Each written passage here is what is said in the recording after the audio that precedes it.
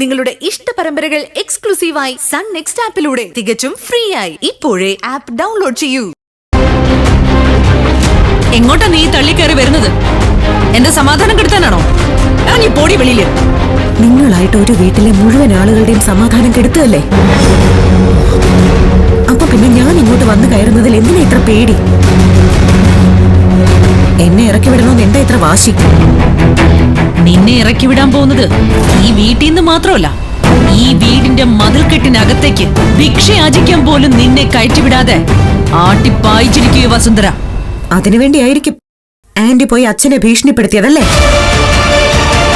ശിവാനിയെ ഈ വീട്ടിലേക്ക് കൂട്ടിക്കൊണ്ടു വന്നില്ലെങ്കിൽ ഗൗതമിന്റെ ഏതോ ജന്മരഹസ്യം പുറത്തു പറയൂന്നായിരുന്നല്ലോ ഭീഷണി.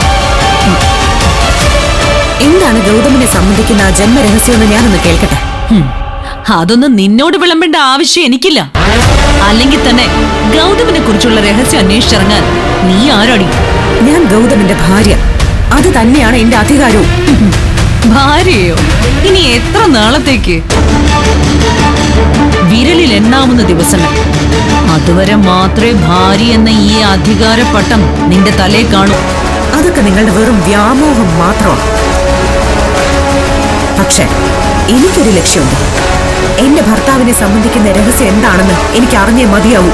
അറിഞ്ഞിട്ട് നീ എന്തെടുക്കാൻ പോവാ? രക്ഷിക്കാൻ.